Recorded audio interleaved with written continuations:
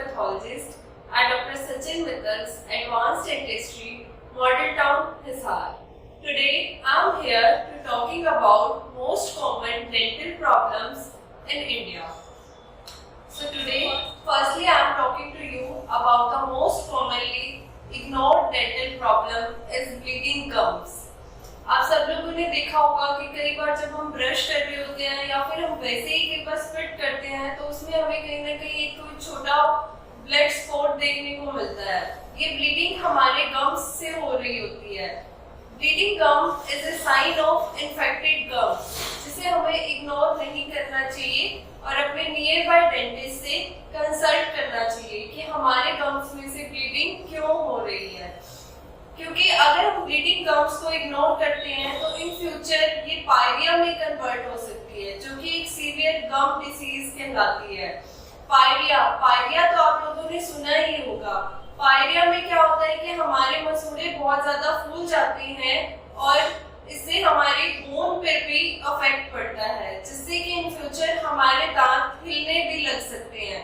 तो हमें इसे इग्नोर नहीं करना चाहिए। हमें इसे इनिशियल स्टेज पर ही हो सके तो डेंटिस्ट से कंसल्ट करना चाहिए, ताकि ये पायरिया में कन्वर्ट होने से पहले ही हम इसका प्रॉपर ट्रीटमेंट करवा सके।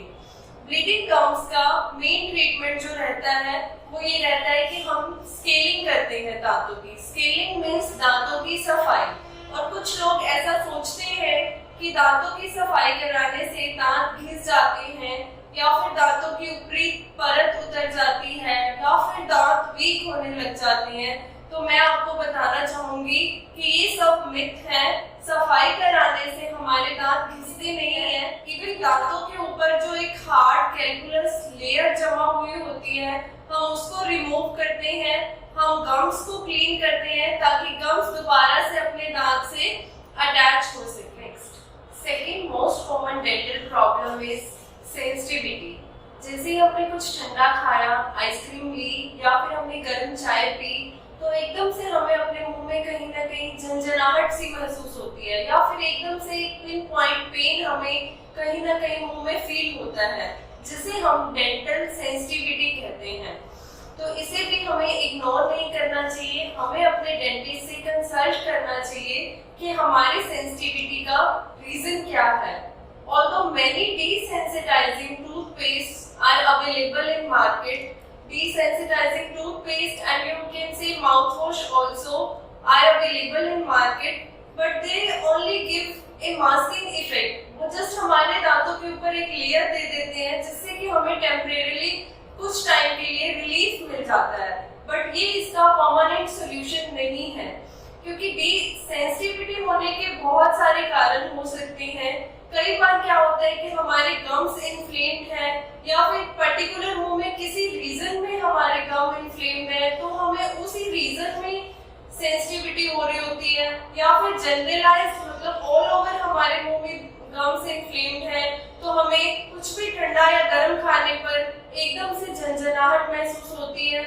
या फिर सेंसिटिविटी का रीजन कहीं ना कहीं कोई हमारे दांत में सडन या फिर कैविटी है जो कि डीप है, तो उसकी वजह से भी हमें सेंसिटिविटी हो सकती है।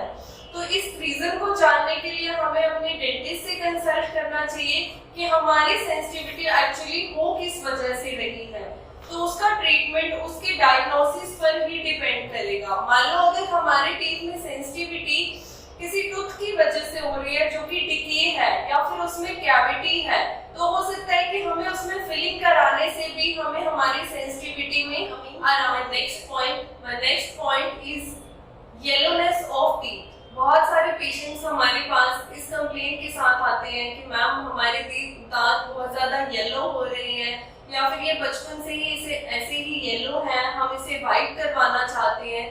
तो उसके लिए हमारे पास क्या सोल्यूशन है? तो मैं आपको बता दूं कि अब डेंटिस्ट्री में इसके लिए हमारे पास बहुत सारे सॉल्यूशंस हैं। येलोनेस हमारी टी, कॉफी या फिर जो हम डाइट ले रहे हैं जिसके अंदर की हल्दी बहुत ज्यादा है, उसकी वजह से भी होती है। तो इसको दूर करने के लिए हमारे पास स्केलिंग के साथ साथ हम क्या कर सकते हैं, इसमें स्केलिंग, पॉलिशिंग एंड ब्लीचिंग हम करा सकते हैं। ब्लीचिंग से क्या होगा कि जो हमारे स्माइल में हमारे टीथ विजिबल होते हैं उनके ऊपर हम ब्लीचिंग कर देते हैं, जिससे भी बहुत हद तक येलोनेस दूर हो जाती है। सेकेंड, हम इसमें विनरिंग भी करा सकते हैं।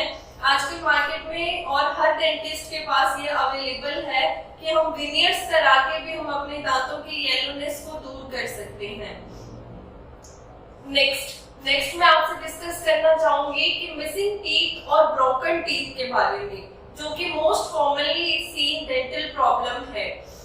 जिसमें क्या होता है, कई बार कि बच्चे का कोई एक्सीडेंट हो गया या फिर बच्चा वैसे ही खेलते खेलते गिर गया, तो उसे सामने के टीथ में हम देखते हैं तो फ्रैक्चर हमें दिखता है कि सामने का टूथ आधा टूट गया है। तो उसके लिए मैं आपको बता दूं कि उसके ऊपर भी हम कैप लगा के या फिर हम उसको आरसीटी करके देन उसके ऊपर कैप लगा के भी हम उसको कंप्लीट कर सकते हैं टूटे हुए टूथ को। तो वो भी हमारे पास सॉल्यूशन है। इसके अलावा जो प्रॉब्लम हमें बच्चों में देखने को मिलती है वो होते हैं टेढ़े मेढ़े टीथ। टेढ़े मेढ़े टीथ की वजह से भी बच्चे अपना कॉन्फिडेंस नहीं रख पाते हैं कि हमें स्माइल में या फिर हमें बात करने में हमारे टीथ अच्छे नहीं लगते हैं।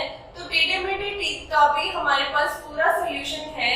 उसके लिए हम बच्चों के टीथ में तार लगा के, जो कि कुछ टाइम के लिए रखते हैं, फोर्स लगा के हम उनके दांतों को स्ट्रेट अपने अलाइनमेंट में ला सकते हैं। तो इसके लिए भी हम अपने डेंटिस्ट से कंसल्ट करें। अगर आप अपने बच्चों में टेढ़े मेढ़े टीथ देख रहे हैं तो उसका हम ट्रीटमेंट करवा के उनको नॉर्मल अलाइनमेंट में ला सकते हैं। Thank you.